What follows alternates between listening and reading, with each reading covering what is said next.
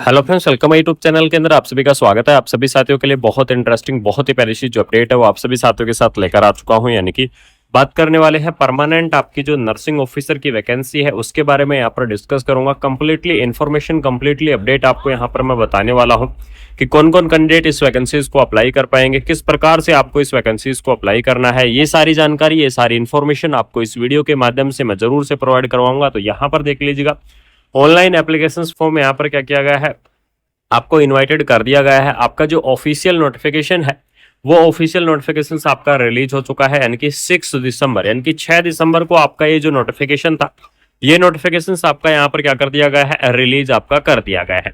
Application form जो आपके start होने वाले हैं वो होंगे आपके 12 दिसंबर, यानी कि 12 दिसंबर से आपके जो एप्लीकेशन फॉर्म की स्टार्टिंग है वो आपकी होने वाली है। और लास्ट डेट रहेगी आपकी 16 जनवरी, यानी कि 16 जनवरी 2026 तक आप क्या कर सकते हैं, इस वैकेंसीज को आप अप्लाई कर सकते हैं।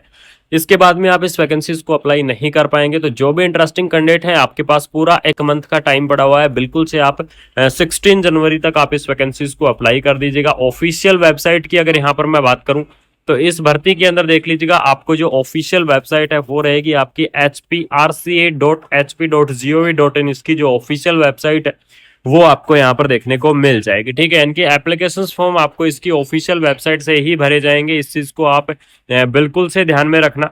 ठीक है, उसके बाद में यहाँ पर एज लिमिट की चर्चा करूंगी। इस भर्ती के अंदर आपकी जो एज लिमिट है वो आपकी क्या रहेगी, तो आपकी जो मिनिमम एज लिमिट है, मिनिमम एज लिमिट आपकी 21 ईयर, यानी कि 21 ईयर आपकी जो मिनिमम एज लिमिट है वो आपकी रहेगी।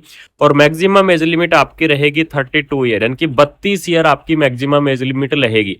तो जो भी इंटरेस्टिंग कैंडिडेट है वो 21 से 32 ईयर तक की एज के कैंडिडेट इस वैकेंसीज के लिए अप्लाई करेंगे। इस भर्ती के लिए यहाँ पर क्या रहेंगे, आप एलिजिबल्स रहेंगे। साथ में आपका जो गवर्नमेंट रूल के हिसाब से जो आपका रिलैक्सेशन होता है वो रिलैक्सेशन भी आपको प्रोवाइड करवाया जाएगा, जो कि आपका अलग अलग कैटेगरी वाइज होता है। ओबीसी कैटेगरी की अगर मैं यहाँ पर बात करूं तो ओबीसी कैटेगरी के लिए आपको 3 ईयर का रिलैक्सेशन देखने को मिलेगा। एससी और एसटी की मैं बात करूं तो आपका 5 ईयर का रिलैक्सेशन देखने को मिलेगा। पीडब्ल्यूडी कैंडिडेट की मैं बात करूं तो आपका 10 ईयर का रिलैक्सेशन देखने को मिल जाएगा। यानी कि इस प्रकार से आपका अलग अलग कैटेगरी वाइज जो रिलैक्सेशन है वो आपका प्रोवाइड करवाया जाएगा। अलग अलग कैटेगरी वाइज रिलैक्सेशन आपको यहाँ पर देखने को मिल जाएगा। ठीक है, उसके बाद यहाँ पर देख लीजिएगा, आपको जो वैकेंसियां हैं वो आपको प्रोवाइड करवा दी गई हैं। अलग अलग पोस्ट आपको यहाँ पर दी गई हैं और सभी पोस्टों के बारे में डिटेल में चर्चा करने वाला हूँ। डिटेल में यहाँ पर क्या करूंगा, डिस्कस करूंगा आप सभी साथियों के साथ। ठीक है, एप्लीकेशन फीस के बारे में भी चर्चा करेंगे। इन सारी चीजों के बारे में बिल्कुल से चर्चा करूंगा। सबसे पहले यहाँ पर देख लीजिएगा, बात करूं यहाँ पर आपको मैं, तो आपको असिस्टेंट स्टाफ नर्स की पोस्ट आपको यहाँ पर प्रोवाइड करवाई गई है। इसके अंदर जो आपकी एलिजिबिलिटी रहेगी वो आपकी यहाँ पर अलग अलग कैटेगरी वाइज आपको दे दी है कि कौन कौन सी कैटेगरी वाइज कौन कौन सी पोस्ट आपकी रहने वाली है।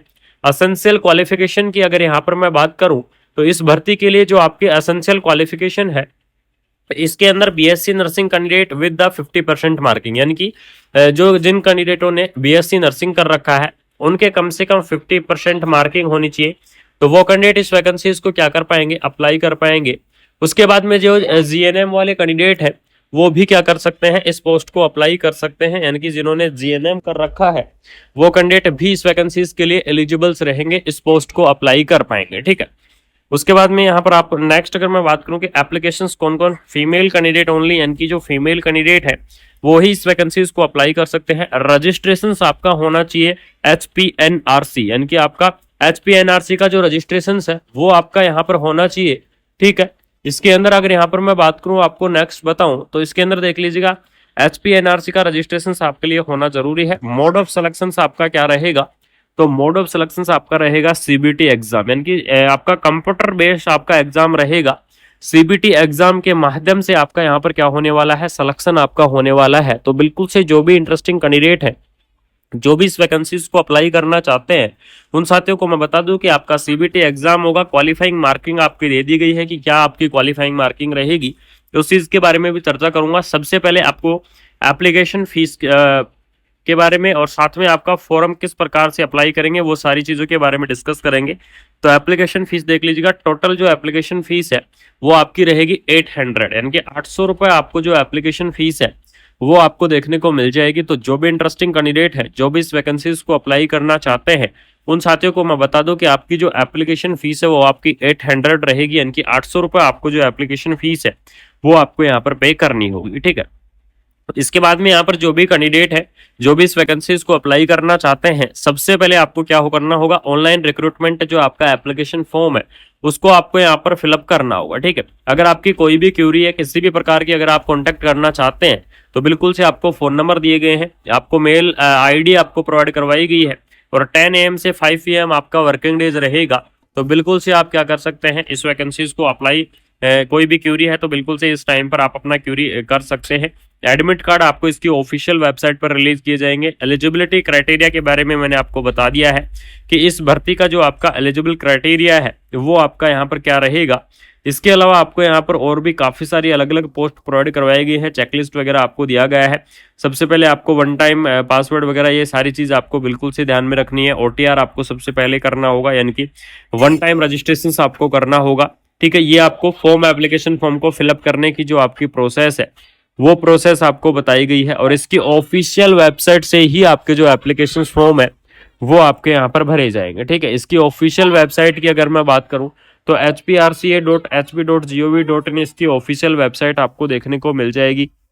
कंप्लीटली एप्लीकेशन फीस वगैरह आपको इसकी ऑफिशियल वेबसाइट से भरना है। ऑफिशियल आपका जो नोटिफिकेशन है वो नोटिफिकेशन आपका रिलीज हो चुका है। आपकी शानदार सी स्टाफ नर्स की वैकेंसी, इसके अंदर आपका एग्जाम भी हो सकता है, आपका जो यहाँ पर मेरिट के आधार पर आपकी भर्ती भी हो सकती है। और इसके अंदर देख लीजिएगा, हिमाचल प्रदेश राज्य चयन जो आपका आयोग है हमीरपुर, उसकी तरफ से, डिस्ट्रिक्ट हमीरपुर की तरफ से वैकेंसी आपकी रिलीज कर दी गई है।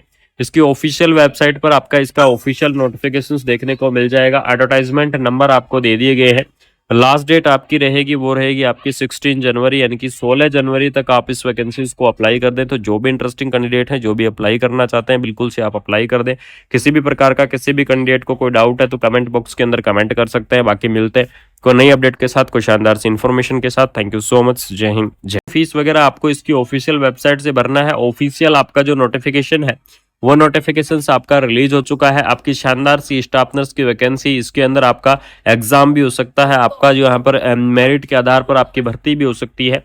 और इसके अंदर देख लीजिएगा, हिमाचल प्रदेश राज्य चयन जो आपका आयोग है हमीरपुर, उसकी तरफ से, डिस्ट्रिक्ट हमीरपुर की तरफ से वैकेंसी आपकी रिलीज कर दी गई है। इसकी ऑफिशियल वेबसाइट पर आपका इसका ऑफिशियल नोटिफिकेशंस देखने को मिल जाएगा। एडवर्टाइजमेंट नंबर आपको दे दिए गए हैं। लास्ट डेट आपकी रहेगी वो रहेगी आपकी 16 जनवरी, यानी कि 16 जनवरी तक आप इस वैकेंसीज को अप्लाई कर दें। तो जो भी इंटरेस्टिंग कैंडिडेट है, जो भी अप्लाई करना चाहते हैं, बिल्कुल से आप अप्लाई कर दें। किसी भी प्रकार का किसी भी कैंडिडेट को कोई डाउट है तो कमेंट बॉक्स के अंदर कमेंट कर सकते हैं। बाकी मिलते हैं कोई नई अपडेट के साथ, कोई शानदार सी इन्फॉर्मेशन के साथ। थैंक यू सो मच, जय हिंद जय।